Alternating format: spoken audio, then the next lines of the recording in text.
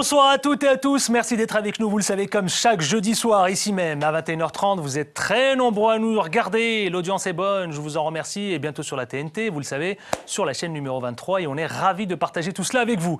Eh bien, nous allons commenter l'actualité, l'analyser, ici même, dans Ça fait débat, précisément, et vous pouvez, je vous le rappelle à vous tous et toutes, qui nous regardez chez vous ce soir, le rendez-vous juste après le journal, commenter sur la page Facebook Ça fait débat, et Twitter, vous savez, tweeter, tu tweets ? Je tweete. Tout le monde tweet. Voilà, il faut tweeter, oui, c'est F débat. Et ce qui vous attend, allez, au sommaire de cette émission, l'actu qui a secoué la semaine, messieurs. Première partie de cette émission, Mohamed VI régularise les sans-papiers. Une décision saluée par le Sénégal. Est-ce que c'est la bonne solution pour endiguer le racisme ? Doit-on arriver au meurtre d'un des sans-papiers pour admettre la situation? Et on parlera aussi, vous savez, Mohamed VI, il a été personnellement visé par l'AQMI, le roi et le Maroc. Est-ce qu'ils sont en danger? Est-ce qu'on peut s'attendre à un autre attentat? Le second sujet qui a secoué la semaine, Centrafrique, le président Jotodia, impuissant. On posera toutes les questions ici même. Ensuite, on parlera de Tunisie, la liberté d'expression en danger. Jusqu'où le gouvernement peut-il aller? Et enfin, on finira avec quelque chose, vous allez, vidéo, high-tech. Ça vous branche les jeux vidéo? Pas trop? Si? Un petit peu quand même. En bas, on parlera de Orion, une odyssée africaine. Et c'est camerounais, tiens. Vous allez voir, on va en parler. Et en seconde partie de cette émission, on retrouvera l'ambassadeur. Il s'appelle Monsieur Rachad Farah. Il est ambassadeur de la République de Djibouti et il est surtout candidat au poste de directeur général de l'UNESCO. La devise n'a pas changé, vous le savez, le dicton, ici même dans Ça fait débat, c'est maintenant et en toute liberté d'expression. C'est parti. Allez, pour débattre et pour commenter l'actualité, un face-à-face aujourd'hui, et non pas un 3 face à Gabriel Mbarga, qui lui a l'habitude, évidemment, de scoltiner à deux commentateurs et deux débatteurs. Gabriel Mbarga, bonsoir. Bonsoir, Adil. Comment ça va? Ça va bien. Ça va bien? Tout Oui. va bien? Oui, tranquille. Journaliste au sein de la rédaction ici même, à Télé-Sud. Et on vous retrouve pour un rendez-vous, ça s'appelle l'Histoire. L'invité de l'Histoire, on reprend lundi prochain, ce sera à 22h. Ah, on vous retrouve, ça y est, vous avez repris. Je suis prêt. Vous êtes prêt. Face à lui, Aziz Seni, eh bien, on ne le présente plus. Il est à la fois un acteur politique, il a été un des fondateurs, vous savez, de l'UDI, toujours membre. Tout à fait. Plus que jamais d'ailleurs. Plus que jamais actif. Et puis d'ailleurs, vous êtes candidat à l'élection municipale à Creil. Creil, dans l'Oise. Comment ça se présente pour vous? Eh bien, écoutez, on travaille et on essaye de faire connaître nos idées pour un changement profond de cette ville. Et je le rappelle à tous celles et ceux qui nous regardent, eh bien, vous êtes aussi également entrepreneur. Tout à fait, deux métiers. Les affaires se portent bien, monsieur Aziz Seni? La crise est là pour tout le monde et les petits entrepreneurs souffrent aussi. Ça embauche ou ça vire? Ça s'est remis à embaucher. Bon, c'est bon signe. Allez, messieurs, nous allons parler du Maroc, direction le Maroc. Mohamed VI qui régularise les sans-papiers, Mohamed VI qui est visé par l'AQMI, Mohamed VI, on en parle ici. C'est un sujet que je vous propose, avant de commenter, de regarder, qui est proposé par l'agence Afrique TV. Regardez et on se retrouve tout de suite après. Plus de 200 personnes sont réunies à Rabat, à la morgue de Bab el-Had, pour la levée du corps d'Ismaïla Faye. C'est dans une ambiance pleine d'émotions et de prières que des membres de différentes communautés subsahariennes ont rendu un dernier hommage au jeune homme assassiné. Ismaël, c'est mon frère spirituel. Il a quitté le Sénégal pour venir ici au Maroc pour en faire trouver le meilleur, j'espère, je pensais. Et il travaillait honnêtement. Il était digne. Il respectait tout le monde. La façon dont les choses se sont passées, c'est vraiment triste. Parce que c'était le soutien de sa famille. Il n'avait personne. Il est issu d'une famille très pauvre, tellement pauvre. Et il travaille ici. Parce que moi, je crois bien qu'ici, au Maroc, c'est un pays islamique. Et c'était nos frères musulmans ici. Et la manière dont les choses se sont passées, c'est déplorable. C'est vraiment triste. Toutes les personnes présentes sont profondément choquées et dénoncent le racisme subi par les subsahariens au Maroc. Ce qui nous a amenés ici aujourd'hui, c'est la mort de notre frère Ismaël, qui a été tué à la garage de Camra. Et c'était un gars vraiment sérieux, travailleur, qui aimait travailler, qui aimait beaucoup ses confrères sénégalais. D'après ce qu'on nous a expliqué, il n'a pas tort, parce qu'il n'a rien fait. Il a été à sa place, on l'a taquiné, on l'a tué comme ça. Et c'est un soutien de famille, un gars qui aimait beaucoup sa famille au Sénégal, qui a laissé sa famille au Sénégal pour venir ici au Maroc pour travailler. Il y a des Marocains qui nous respectent, qui disent que nous sommes leurs frères, qui nous respectent beaucoup.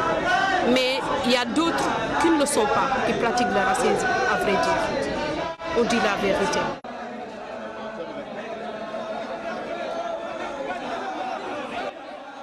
Le corps d'Ismaïla, 30 ans, tué pour une histoire de place dans un bus, sera transféré au Sénégal pour qu'il repose auprès des siens.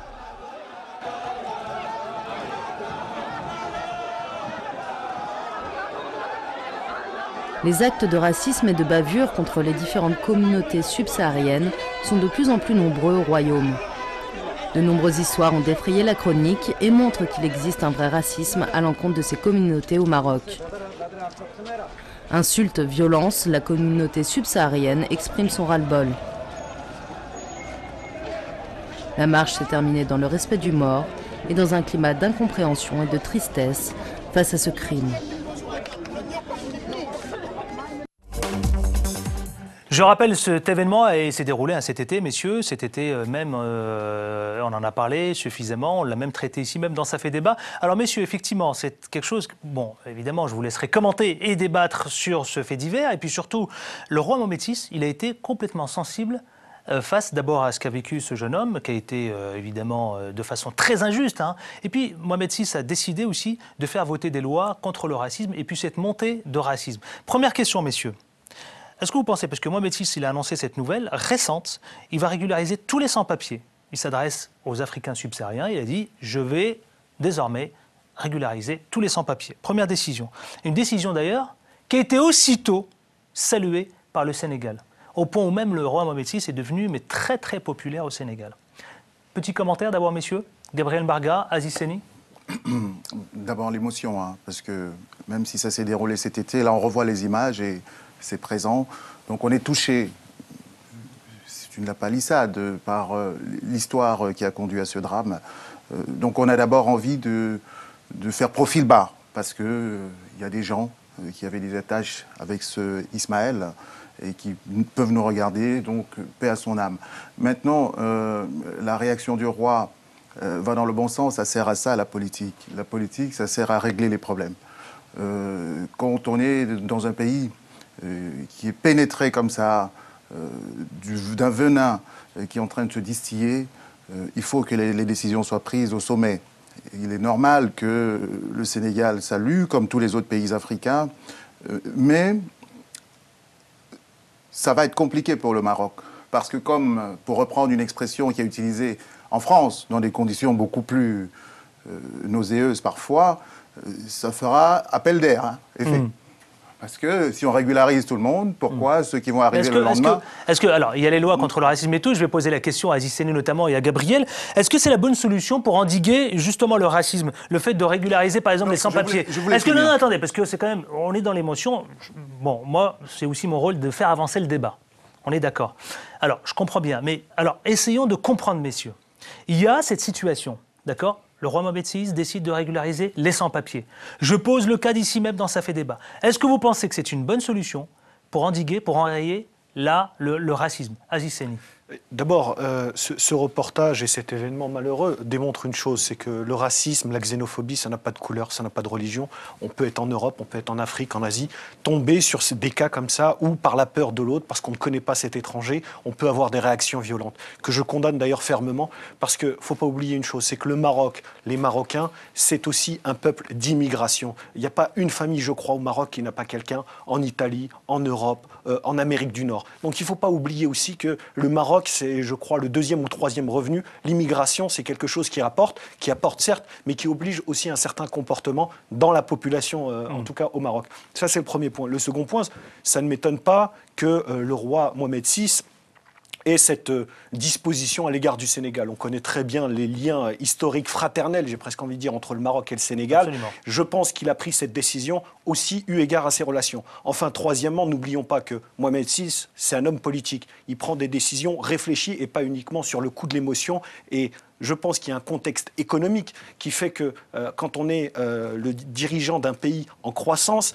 une croissance positive, contrairement aux pays européens, je pense qu'il y a aussi une anticipation sur des besoins de main-d'œuvre. Mais monsieur, monsieur Séni, est-ce que vous revoyez un petit peu l'histoire de France, Adil. Je suis d'accord. Est-ce que vous pensez que c'est une solution pour permettre d'endiguer justement la montée du racisme? Est-ce que c'est la solution? On ne lutte pas uniquement contre le racisme, uniquement par des papiers. Je pense que d'abord, il y a une mesure qui est d'ordre économique, on anticipe les besoins à un moment où, effectivement, ce geste politique peut être aussi un geste d'apaisement. Ensuite, est-ce que c'est uniquement cette pierre qui va abaisser les tensions? Je ne le crois pas. Il y a une politique, ça va faire sourire, mais une politique d'intégration globale qu'il faut que les Marocains pensent, parce qu'on est en train de changer la situation. On parle, dans ce cas précis, de l'immigration sénégalaise. Moi, il y a une autre immigration. Moi, je vais être un peu provocateur. Messieurs, moi, je vais être un peu provocateur. Je vais vous dire, moi, j'attendais beaucoup, dans ce reportage-là, j'aurais voulu quand même voir les Marocains eux-mêmes manifester aux côtés de... En tout cas, pas manifester, mais être aux côtés, justement, de la famille et entourer la famille ce jour-là. On les a pas, enfin on les a très peu vus. Écoutez, là c'est votre monteur et votre reporter sur place qui vous dira s'il y avait des Marocains ou pas. Là sur l'image, on a vu des gens de couleur noire, des gens de couleur européenne, j'ai envie de dire, et puis des Marocains aussi. Je ne sais pas si la population s'est mobilisée, je ne sais pas quel a été le relais des médias sur place. En tout cas, s'il n'y a pas eu une indignation...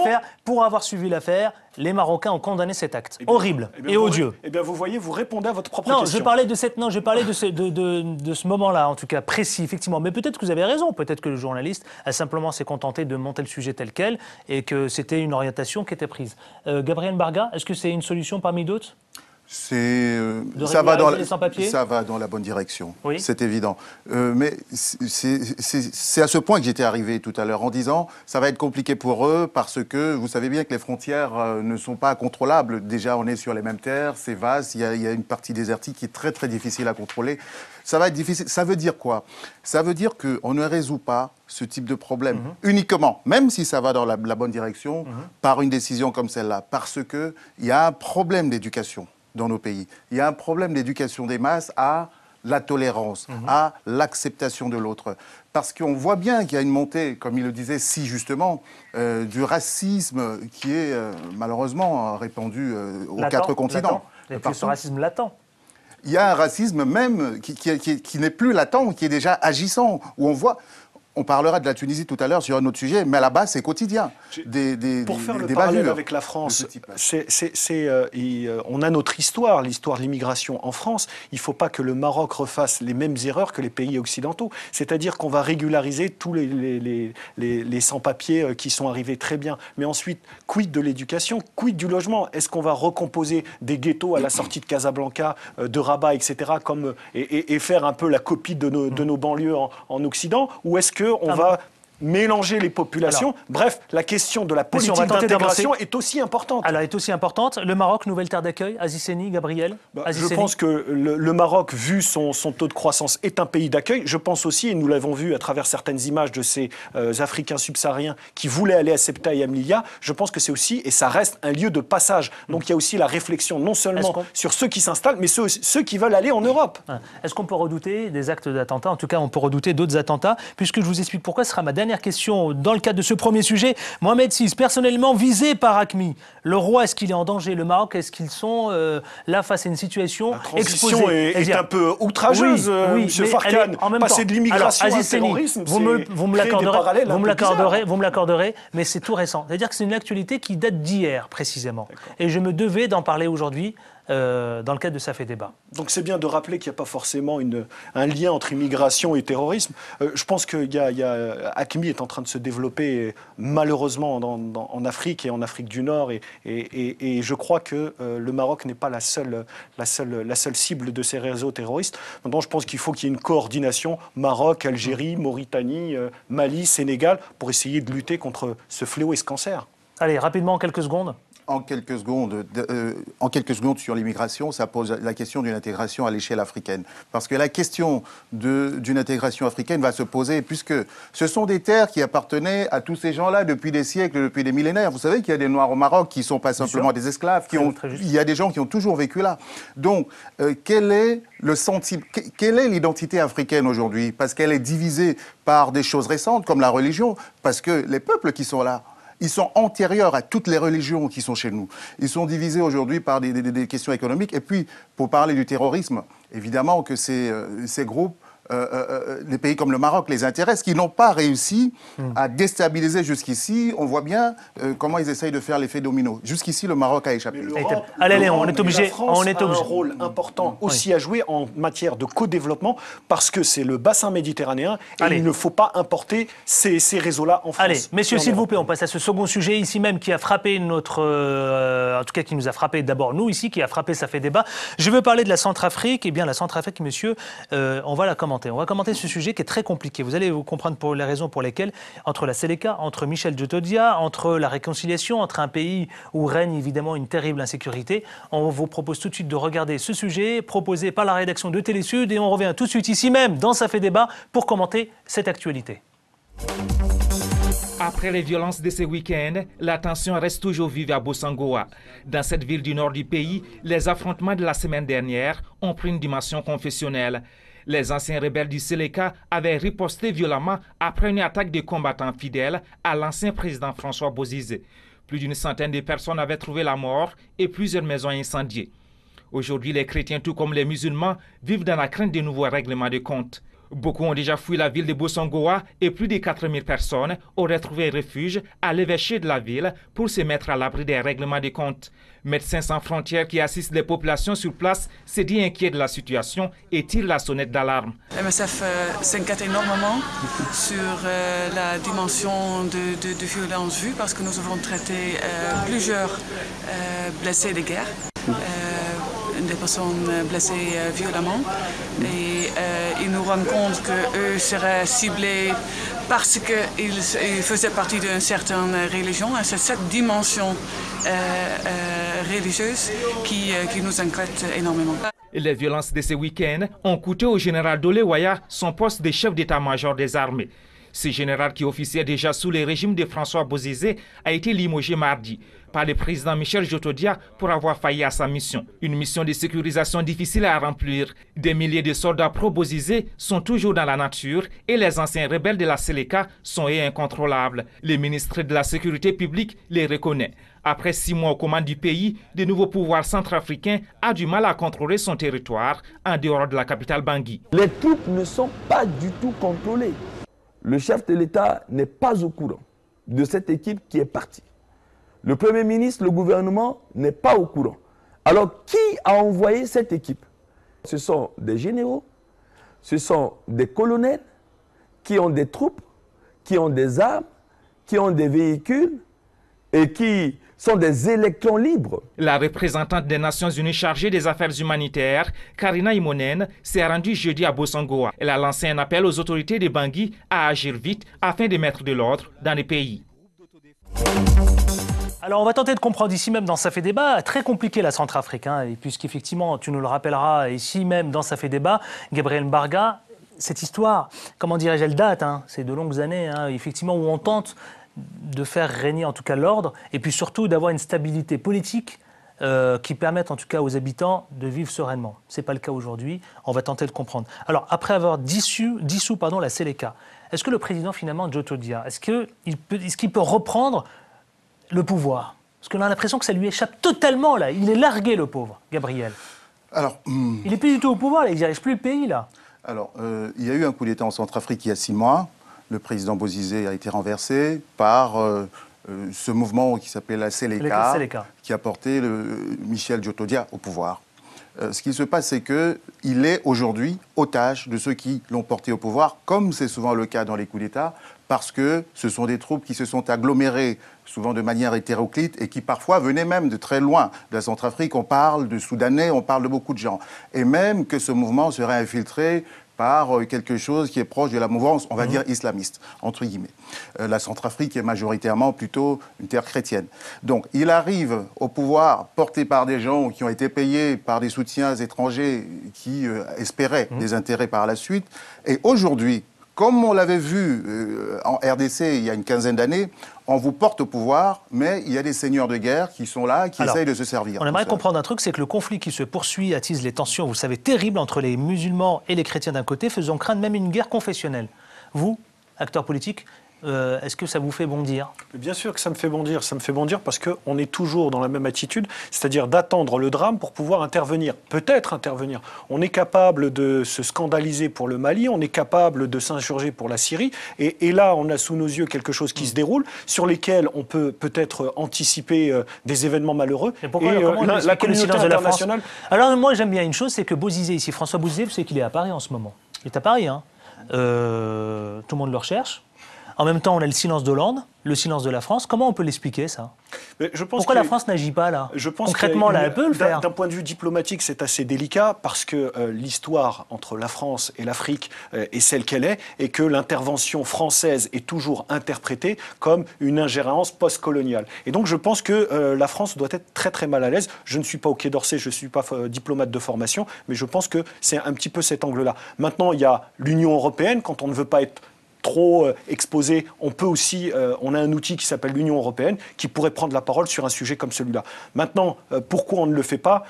On a tous une petite expérience des choses, c'est que les intérêts économiques ne doivent pas être si importants. Malheureusement, parfois, l'euro ou le dollar prend le dessus sur la vie humaine. Justement, il me semble. C'est important, Gabriel Barga. Les intérêts sont importants, mais importants, les intérêts, il y a un enjeu énorme. Parce que déjà, l'armée française est déployée, comme on le sait, au Mali. Bien sûr. Il y a des bases françaises dans les pays du Moyen-Orient. C'est-à-dire que la logistique pour intervenir sur un conflit comme ça demande quand même un grand déploiement. Et dans une zone très très incertaine parce que la Centrafrique c'est un pays enclavé et qui est entouré par notamment le Tchad, qui est sécurisé aujourd'hui, mais où il y a quand même... Voilà, il y a toujours une fragilité potentielle. La France a peur d'être dans un bourbier là-dedans. Elle est intervenue à Bangui pour contrôler ses ressortissants, pour les sécuriser notamment. Mais sur la Centrafrique, on a senti à un moment donné une hésitation. C'est-à-dire que à un moment, ils ont voulu intervenir, parce que d'abord, ils ont laissé faire. Quand on a déposé Bozizé, ils étaient bien là, ils pouvaient stopper, comme ils l'ont toujours fait, là et ailleurs d'ailleurs. Et ensuite, quand ils ont pris la mesure de qui était cette rébellion, ils n'ont pas voulu, en quelque sorte, la cautionner, lui donner un blanc-seing, parce qu'elle est infiltrée par des mouvements dont je rappelais tantôt qu'ils étaient d'une inspiration un peu douteuse. Il y a un mouvement, et certains réclament la démission. En tous les cas, la démission immédiate de Jotodia. Ont-ils raison ? Alors, la Centrafrique est en état... Au point même où on leur allait quasiment un ultimatum, 72 heures. La Centrafrique est en état de somalisation, comme a dit un responsable de l'ONU récemment. C'est-à-dire que c'est un pays où le pouvoir central ne contrôle plus que la capitale. J'étais au Cameroun il y a quelques jours encore. La frontière qui sépare les deux pays est aujourd'hui sous haute sécurité, gardée par l'unité d'élite de l'armée camerounaise, parce que régulièrement, il y a des troupes, des hordes de Séléka, qui essayent de venir déstabiliser le pays à côté pour se servir, pour détrousser les commerçants, etc. Donc c'est dire un peu à quel point ce pays ne se maîtrise pas lui-même. Et l'économie de la Centrafrique, elle est en ruine. Parce que vous avez esquissé rapidement l'histoire de la Centrafrique, elle est tragique. Ça a été une succession de coups d'État depuis toujours. Barthélemy Boganda, juste à l'aube des indépendances de 1960, il a été assassiné dans un avion. Puis il y a eu David Dacko, coup d'État, Bokassa, coup d'État. On a eu l'occasion ici même d'en parler. Bozizé, coup d'État. Donc c'est un pays qui n'a jamais été sur ses deux jambes. C'est pour ça que j'ai rappelé, il n'a jamais été stable politiquement. Non, depuis le départ, c'est de longue date. Et donc, c'est devenu un pays qui est géré par des groupes, soit militaires, soit des groupes miniers, parce qu'il y a beaucoup de... La France doit-elle intervenir ? Est-ce qu'elle doit intervenir ? Il faut peut-être que les Africains aussi, parfois, prennent leurs responsabilités. Il y a une force qui s'appelle la FOMAC, qui est la force de l'Afrique centrale, parce que, comme il le disait, les Français interviennent selon leurs intérêts et les risques mesurés qu'ils prennent. Quand ils ne peuvent pas le faire, qui va intervenir?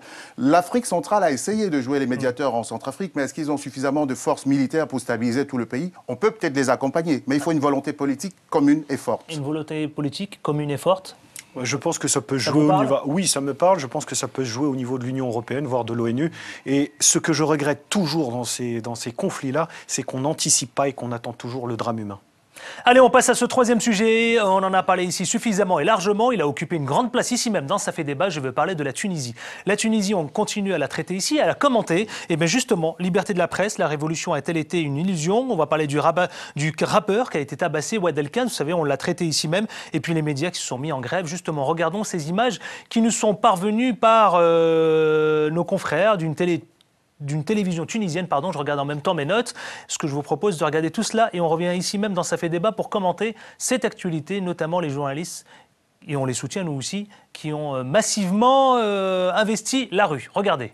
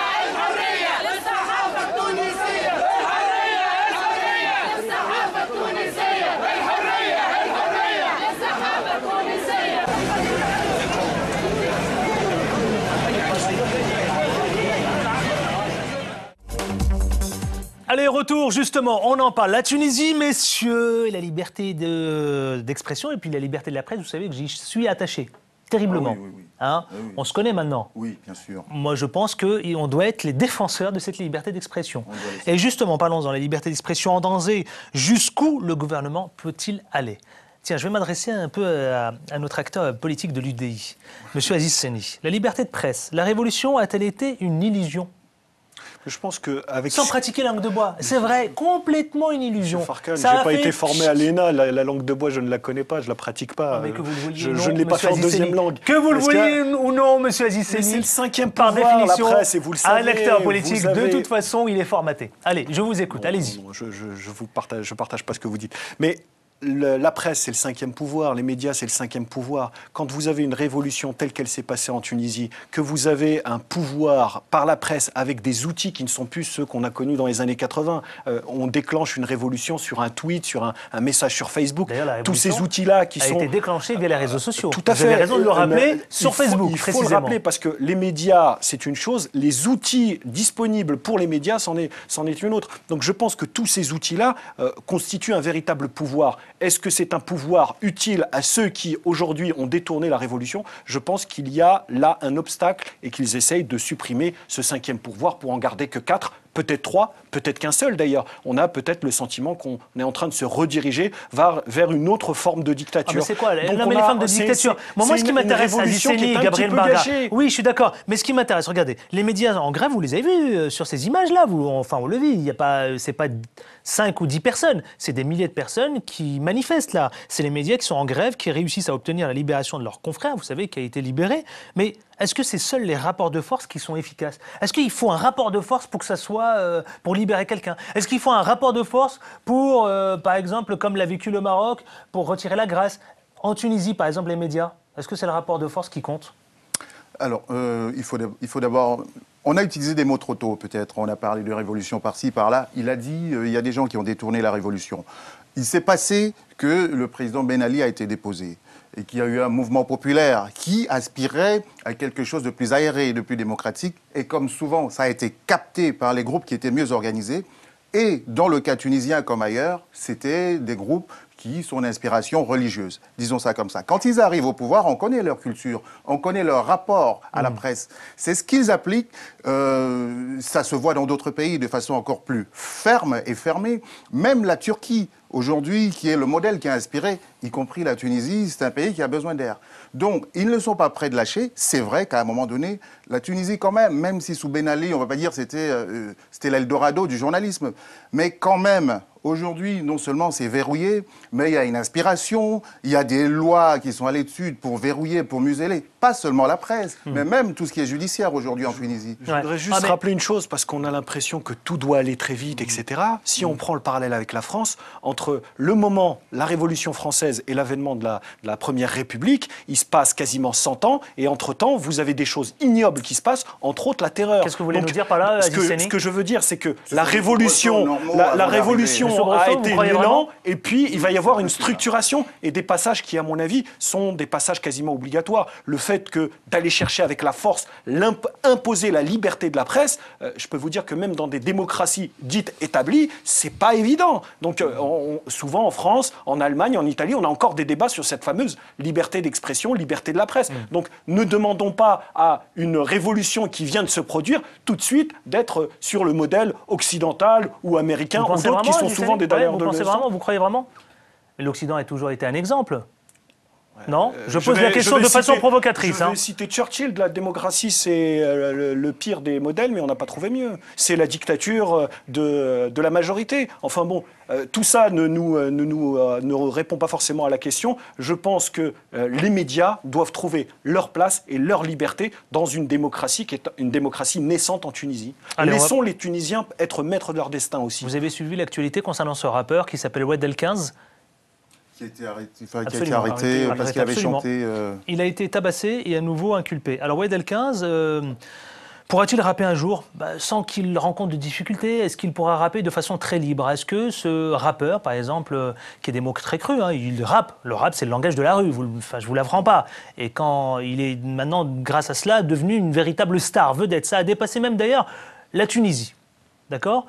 Est-ce que ce rappeur, il pourra rapper de façon très normale et dire librement ce qu'il pense? C'est ce qu'on lui souhaite. À travers ces deux exemples, vous prenez deux exemples qui posent le problème que vous avez soulevé, celui de la liberté. D'un côté, c'est la presse, d'un côté, c'est l'expression artistique, mais ça porte la même chose. Le fait même qu'il soit aujourd'hui une icône en Tunisie est symptomatique du fait qu'il y a un problème en Tunisie aujourd'hui à pouvoir s'exprimer. On souhaite qu'il puisse chanter un jour parce que ce sera le signe que cette nation aura avancé du point de vue de la liberté d'expression. Aziz Seni, les artistes ça passe par quoi? Ça passe par de nouveau un autre mouvement. On est là à donner des leçons à un pays. Mais il y a 40 ans, encore un rapport de force, etc. Il y a 40 ans, Georges Brassens s'était montré du doigt. Il y a 30 ans, un certain Gainsbourg pour avoir remixé la Marseillaise. Renaud est plus près de nous. Joe Star dans les années 90 et son rap, on disait c'est scandaleux, etc. Aujourd'hui, quand on écoute les textes, on a l'impression que bon, c'est gentil. Donc, effectivement, les médias, cette liberté d'expression qui passe aussi par l'expression des artistes, elle est obligatoire.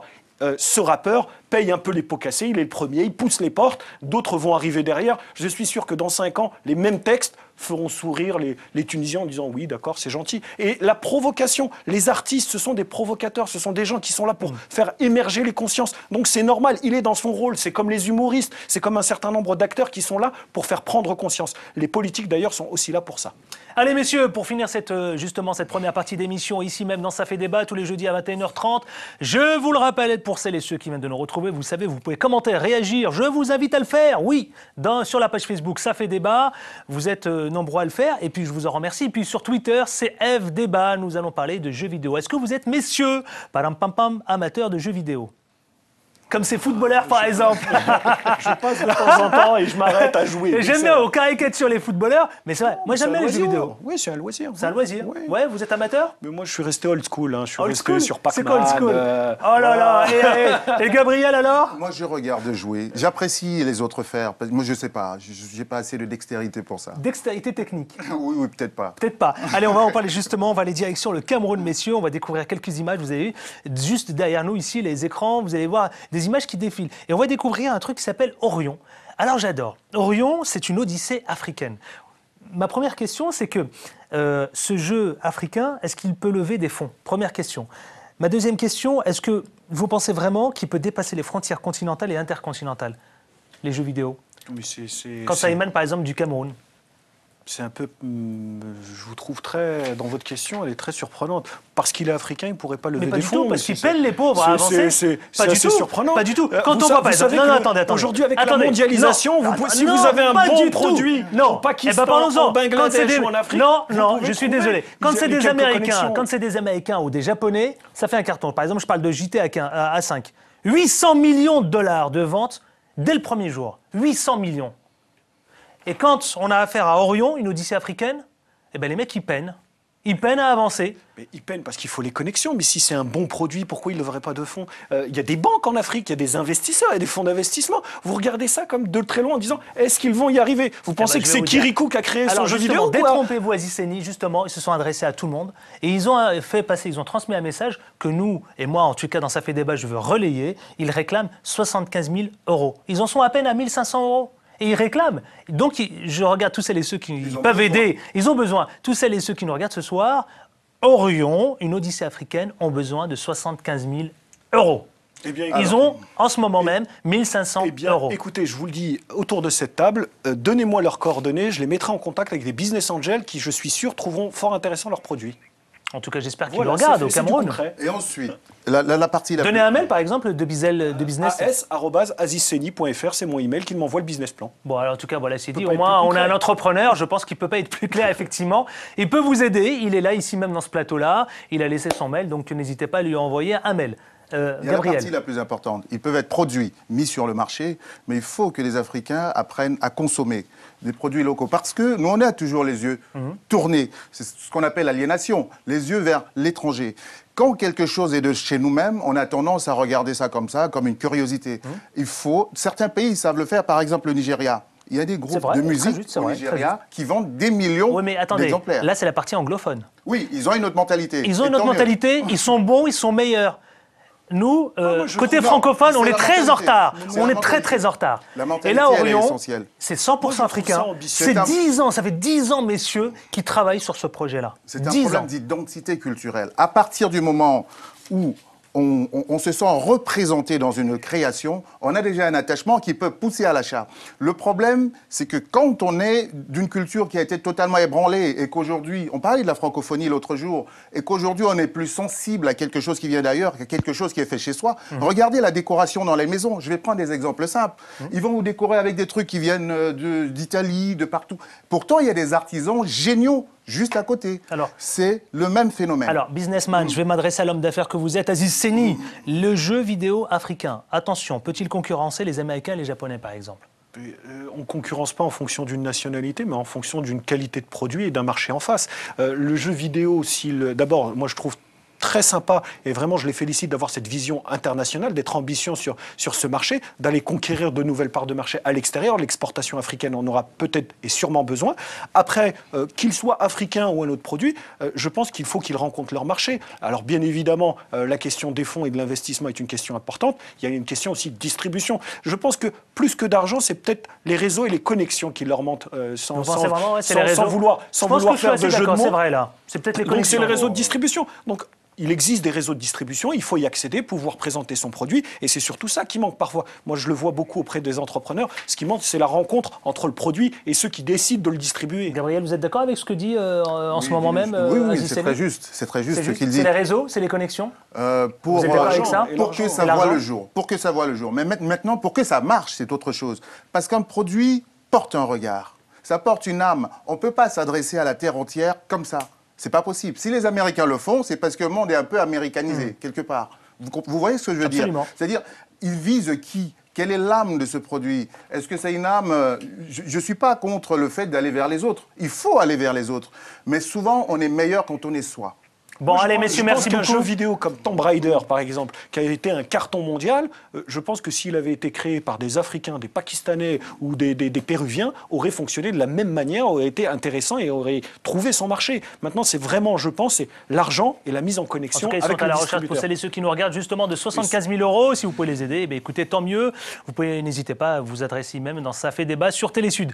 Allez, fin de cette première période. Nous allons passer à la deuxième période. Et ouais, c'est comme un match de foot. C'est un peu comme ça aussi. Et notre invité, justement pour finir cette émission, il s'agit là de Monsieur Rachad Farahj, un ambassadeur au cœur des événements. C'est aux éditions L'Harmattan. C'est notre invité, il est ambassadeur de la République de Djibouti. Mais surtout, attention messieurs, nous allons parler de l'UNESCO, puisqu'il est candidat au poste de directeur général. Messieurs, merci beaucoup. À Gabriel Mbarga, la semaine prochaine, avec autant de passion? Oui, avec beaucoup de liberté d'expression. Oh là là, quelle classe, ce monsieur Gabriel Mbarga. Aziz Seni. Au plaisir. Merci de votre invitation. 10e ouvrage est prévu pour quand? Le 24 octobre, ça s'appelle L'ascenseur social est toujours en panne. Il y a du monde dans l'escalier. C'est la suite logique du Ah, il faut premier. qu'on en parle. Ah, bah, mes amis auditeurs, mes amis téléspectateurs, il faut en parler. Je vous recevrai ici même pour en parler. Avec Si plaisir. vous voulez bien, merci à vous. On se retrouve pour la seconde partie de l'émission. Ne bougez pas, restez avec nous. Deuxième et dernière partie, dernière ligne droite. Si vous venez de nous retrouver, vous le savez, désormais sur Facebook, c'est la page Facebook Ça fait débat. Et puis sur Twitter, vous êtes de plus en plus nombreux, CF Débat. Merci pour vos commentaires, merci de votre fidélité, merci pour toutes vos réactions. On prendra évidemment le temps de vous répondre un à un. Notre invité dans Ça fait débat ce soir, cette semaine, il s'agit de monsieur l'ambassadeur, monsieur Rachad Farah, il est ambassadeur de la République de Djibouti et surtout vous êtes ici pour en parler. Vous êtes candidat au poste de directeur général de l'UNESCO. Merci d'avoir accepté notre invitation. Merci. Alors deux choses, vous venez à la fois parce que vous avez acté une candidature, on est d'accord hein, vous avez, depuis quelques mois maintenant, et il me semble précisément dans les 10 jours à venir là. Hein, absolument. Tout se décide dans les 10 jours. Absolument. D'accord, vous êtes confiant? Octobre. Bien sûr. Comment vous vous sentez? Dans quel état d'esprit vous êtes là en ce moment? Bien, serein. Serein? Serein. Pour quelle raison? Qu'est-ce Pas qui confirme que vous êtes serein? Ben, Qu'est-ce qui confirme que voilà, vous êtes suffisamment à l'aise? Mes amis autour de moi, le soutien que je reçois et cette chaleur humaine et cette solidarité surtout, solidarité. Est-ce que vous avez fait jouer toutes les cartes, tous vos réseaux? C'est-à-dire que vous avez fait, à qui vous avez fait appel par exemple pour évidemment jouer sur la décision là-bas auprès de l'état-major de l'UNESCO? Je n'ai pas joué. Est-ce qu'il y a des chefs d'État par exemple? Je n'ai pas joué. Vous avez pris votre portable, vous avez dit attendez, il y a un chef d'État, il faut absolument que je l'appelle parce que lui, il peut faire fléchir concernant ma candidature. Non, ça veut dire non, ça ne se présente pas comme ça. Ça veut dire que ma candidature a été une candidature des pays de l'IGAD, les pays de l'Afrique de l'Est, qui a été portée par l'Afrique de l'Est à l'Union africaine. Et en janvier, au 20e sommet, reconfirmé après comme candidat unique de l'Afrique au 50e anniversaire au mois de mai, chose qui ne s'est pas produite depuis un quart de siècle. Absolument. Ça fait depuis Mokhtar Mbow que l'Afrique n'a pas été derrière un candidat. Donc je pense que là, c'est un événement important, historique. Oui, absolument, historique. Mais comme on n'a pas l'habitude de pratiquer la langue de bois ici, c'est un peu l'esprit de Ça fait débat. Vous, est-ce qu'à un moment donné, vous vous êtes dit, il y a peut-être un ou chef d'État, plusieurs chefs d'État que je peux contacter parce que c'est un soutien sans faille? Moi, je pense qu'il ne faut pas jouer solo. Il ne faut pas jouer solo parce que c'est une affaire très importante. Vous savez, l'Afrique, c'est un enjeu énorme qui vous attend. Mais bien sûr, il faut que tout le monde soit impliqué. Il faut que tout un chacun. Et je crois que là est le problème le plus important dans cette démarche. Il faut que tout un chacun puisse sentir cette solidarité, sentir que 54 pays africains qui ne sont pas présents dans la gouvernance mondiale. Alors, de quoi on parle? De quelle équité? Monsieur l'ambassadeur, vous en avez besoin? Vous avez besoin de ces soutiens? Ben bien sûr. Oui? Bien sûr. D'ailleurs, dois-je vous appeler aujourd'hui, ce soir, dans Ça fait débat, monsieur l'ambassadeur, ou monsieur Farhat Rachad? Monsieur Farah Rachad. À qui je m'adresse? À l'ambassadeur qui candidate ou à monsieur Rachad Farah qui est le futur directeur général? Je vous le souhaite. Directeur général, absolument. Bon, attendez, alors on va en parler justement. Un ambassadeur au cœur des événements, ça c'est votre ouvrage aux éditions L'Harmattan, vous le voyez ici. Il est paru déjà il y a quelques mois déjà, hein, voilà, on va en parler. Peut-être une question, qu'est-ce qui a procuré l'envie chez vous d'écrire cet ouvrage, Un ambassadeur au cœur des événements? Ça veut dire quoi? Pourquoi un titre provocateur à peine même? Non, c'est pas provocateur. J'interpelle, disons. Non, je dis que, pour parler sérieux, je dis que mon parcours, vous savez, je viens d'un pays arabe, africain, musulman, modéré. J'ai des origines éthiopiennes. J'ai passé une partie de mon enfance en Éthiopie. L'Éthiopie, c'est un pays qui a une partie de sa population chrétienne, une autre partie musulmane, mais une troisième partie juive. Donc c'est un pays qui porte les trois religions. J'ai fait toutes mes études primaires et secondaires dans une école de jésuites à Djibouti. Je suis venu en France au lycée Lavoisier et puis à la Sorbonne. J'ai passé 7 ans. Et puis j'étais en Asie, je me suis marié avec une japonaise. Donc ce vivre ensemble, ce partage, cette connaissance de l'autre, l'acceptation surtout de l'autre, C'est un peu, beaucoup mon parcours la chose de la vie. cosmopolite, vous savez ce que ça veut dire, ça? Non pas cosmopolite, mais le c'est un melting partage, pot, oui, le partage de l'acceptation de l'autre et de vivre Alors, ensemble. J'entends bien. Donc l'UNESCO symbolisant ces valeurs, Oui. Rachid Farah, j'ai j'entends bien. voulu faire ça. C'est ce qui a provoqué chez vous l'envie d'écrire cet ouvrage. Voilà. D'accord, entendu. Écoutez, alors, on va parler justement, vous êtes un homme qui sillonnait quasiment, vous êtes sur le terrain. En tout cas, on ne peut pas dire que vous n'êtes pas sur le terrain. Vous sillonnez à la fois l'Hexagone, vous rencontrez les différents réseaux, vos interlocuteurs qui sont, eux, de véritables lobbyistes. Et je dirais presque, comment aujourd'hui, qu'est-ce que vous tirez de cette campagne ? Bien sûr, je fais allusion à cette candidature qui est la vôtre, directeur général, au sein de cet établissement, l'UNESCO. Je pense que cette campagne, disons, et surtout les visites que j'ai faites en Amérique latine, en Asie, en Afrique, en Europe, je pense qu'il est indispensable pour un directeur général de connaître le terrain. Je dis toujours, je le répète, que l'UNESCO doit traverser le Rubicon. Le Rubicon étant la Seine. Mais aussi, l'UNESCO doit traverser la Méditerranée. On ne peut pas concevoir, apprendre, comprendre la sensibilité, le besoin. Mais qu'est-ce si que vous alliez... on ne passe pas sur le terrain. Alors, je me permets ça, monsieur l'ambassadeur, mais qu'est-ce que vous alliez chercher auprès de ces dirigeants, auprès de ces personnalités de réseau? Qu'est-ce que vous alliez chercher? Je cherchais à apprendre, à comprendre. Vraiment? Absolument. Parce qu'on ne peut pas être assis comme ça, dans son fauteuil, sans rien connaître de ce qui se passe dans le monde. Nous avons, l'UNESCO est une organisation intergouvernementale, il y a 195 États. Donc il appartient à un directeur général de connaître ce qui se passe au-delà de la place Fontenoy. Est-ce qu'il y a quelqu'un dans votre entourage, est-ce qu'il y a une personnalité dans votre entourage qui vous a poussé, qui vous a dit, écoutez, Rachid Farah, il faut y aller? Mais bien sûr.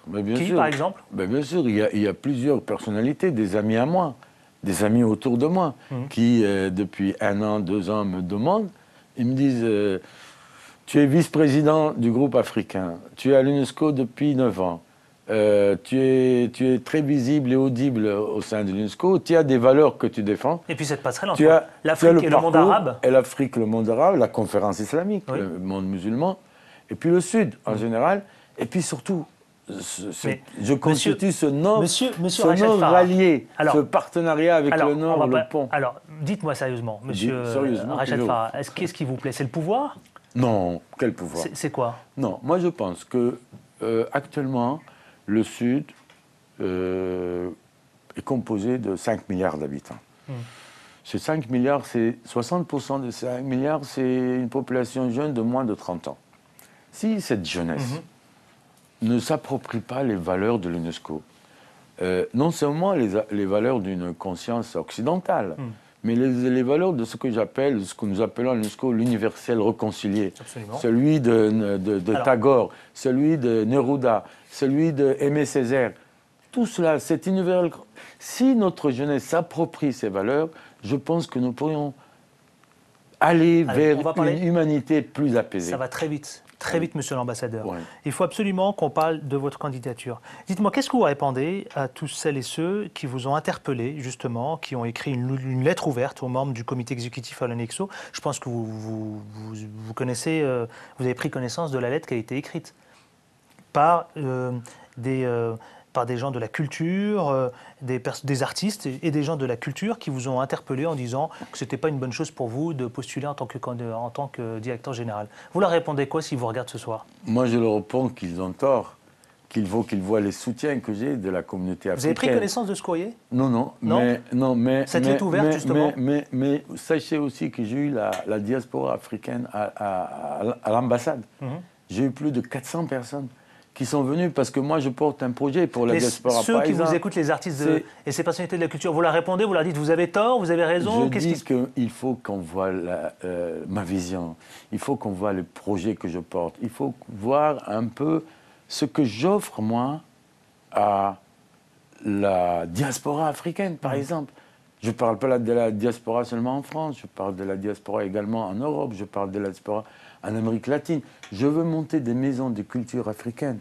Je veux monter ces maisons de culture parce que, au-delà de ce qu'a coûté comme tragédie la route de l'esclave, je voudrais qu'on parle de l'art, de la culture, de l'histoire, des patrimoines du patrimoine Est-ce qu'ils ont tort vivant, du Ils ont patrimoine vivant que forme la diaspora africaine. La culture, vous savez, dans le cadre de la diaspora africaine, du Brésil en Inde, de l'Inde au Panama, du Panama en Donc, Europe. ils espèrent, vous, ici, oui, à Paris. mais bien sûr. Alors, ils vous- attendent. Donc, je pense que vous leur avez répondu. Je pense que, enfin, j'espère que ce soir, ils vous regardent, les artistes, les écrivains, les hommes et femmes de culture, en tout cas, et toute l'Afrique et du monde, qui ont été signataires, au cas où vous ne seriez pas courant, signataires de cette présente lettre qui a été adressée, je Non, pense, non, il y a mais- très longtemps. Donc, non. vous leur avez répondu, ils ont tort.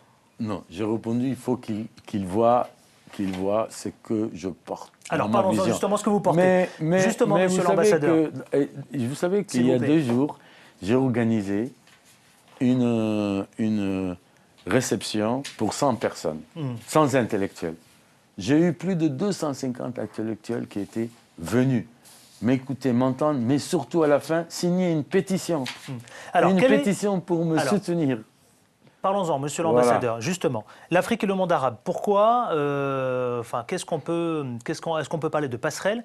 Est-ce que vous avez l'ambition pour? Et est-ce que vous disposez de moyens, justement? De moyens, vous savez, actuellement, l'UNESCO est en crise. Absolument. Actuellement, l'UNESCO n'a pas de vision. Actuellement, l'UNESCO n'a pas de leadership. Le problème, vous savez, ce n'est pas un problème de moyens financiers. Il ne faut pas avoir une vue comptable. Vous qui êtes jeune aussi. La vue, c'est une vue de projet, de vision. Il faut que vous portiez quelque chose, des valeurs. Qu'est-ce qui fait de vous que vous avez le profil qui répond à celui du directeur général Mais pour l'UNESCO? il faut voir les soutiens que j'ai eus. Ouais. Mais Il vous, faut voir- vous, personnellement, Mais moi, je vous dis que je vis cette UNESCO. De par mon parcours, vous avez une spécificité, par exemple? Mon parcours. Mon parcours était une spécificité. Ouais. Je vous dis, je suis d'un pays musulman modéré qui est Djibouti. J'ai des origines éthiopiennes qui rassemblent ces 3 religions. J'étais dans une école de jésuites. Je me suis marié avec une japonaise qui était bouddhiste. J'ai vu. Mais, on arrive alors- bientôt au terme de cette. Pardon On arrive bientôt au terme de cet entretien Oui, dans Ça dites-moi. fait débat. Dites-moi. Monsieur l'ambassadeur, monsieur Rachad Farah, j'ai regardé attentivement. Vous parlez beaucoup de la femme, du rôle de la femme. Oui. Quel sera le rôle de la femme si vous êtes élu, Mais écoutez, si vous êtes nommé moi- directeur général? Moi, je dis toujours que Aragon disait que la femme est l'avenir de l'homme. Moi, j'ai répété sur ce plateau que la femme est l'avenir de l'humanité parce que je pense que le problème de la tolérance, par exemple, peut passer à travers un fascicule qu'on pourra traduire dans toutes les langues, qu'on va porter à la femme, pour que la femme puisse élever son enfant dans le cadre de cette tolérance. Parce que la tolérance est une valeur commune à toutes les religions. On va considérer, monsieur Rachad Farah, d'accord, Farah, Ouais. pardon, excusez-moi, Ouais. que vous avez décroché votre poste de directeur général à l'UNESCO. Quel D'accord. sera votre premier chantier?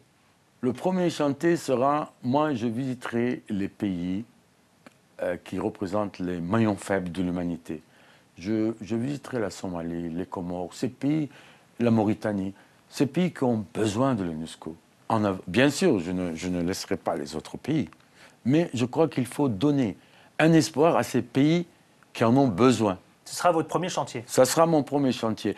Il faut que l'UNESCO soit l'organisation notamment des exclus. Vous reviendrez en parler ici? Des porte-paroles, des sans-voix. Je reviendrai. Vous savez, je voudrais faire écho au pape François qui dit qu'il est le pape des pauvres. Moi, je veux dire que l'UNESCO sera aussi l'organisation des sans-voix. Allez, c'est parti. Dernier, avant de quitter cet entretien et avant de clore cette émission, ça fait débat, monsieur l'ambassadeur. Personne n'y échappe, tout le monde y passe. Ça s'appelle le 5 questions en 10 secondes. C'est parti. Allez, monsieur l'ambassadeur, que représente pour vous l'Afrique en un mot? Un mot, pas de phrase. L'Afrique, c'est l'avenir. L'Afrique, quelle priorité pour vous? Le développement de l'homme. France-Afrique, ça évoque quoi pour vous, sans langue de bois? C'est langue de bois, mais il faut construire sur ça. Afrique et démocratie, vous répondez quoi? Bien sûr, c'est l'avenir. C'est l'avenir? Oui. Vraiment? Et il faut répondre une seule fois. D'accord, vous avez bien raison. Bien. J'avoue que c'est effectivement. Enfin, pour tous celles et ceux qui vous regardent ce soir, est-ce que vous avez un mot à leur adresser? Notamment, peut-être que vous faites allusion à votre candidature en tant que directeur je général. crois qu'il est temps que l'Afrique, qui représente plus de 54 États, puisse être visible dans les agences des Nations Unies. Il est temps que l'Afrique montre une solidarité multilatérale. Il faut qu'on existe dans le multilatéral. C'est par là que nous allons construire cette solidarité agissante. Ce militantisme agissant de l'Afrique doit être exprimé dans cette solidarité du multilatéral. Eh bien, merci d'être venu ici dans Ça fait débat. En parler, Rachad Farah, vous êtes ambassadeur pour la République de Djibouti, je vous le rappelle, et puis surtout, vous êtes candidat au poste de directeur général à l'UNESCO. Merci. Bonne chance, bonne route, n'est-ce pas? Vous reviendrez? Bien sûr. Absolument. Je rappelle votre ouvrage. On vous aide. Hein. Rachad, pourquoi vous voulez m'aider? Aider la chaîne, je veux dire. Ah, bah écoutez, volontiers. Qu'elle soit plus visible. Eh bien, écoutez. C'est ça, je viendrai chez des chaînes qu'on doit porter. Eh bien, écoutez, en tout cas, vous avez ici droit de citer, comme on dit. Merci. Voilà, absolument. Gentil. Rachad Farah, un ambassadeur au cœur des événements. C'est aux éditions L'Harmattan. Merci à vous, monsieur l'ambassadeur. N'hésitez pas à réagir et commenter sur la page Facebook Ça fait débat et puis sur Twitter CF débat. N'hésitez pas, vous le savez, merci à vous tous. On se retrouve, vous savez, même lieu, même rendez-vous, jeudi prochain, ici même à 21h30, juste après le journal. D'ici là, portez-vous bien. Ciao, ciao.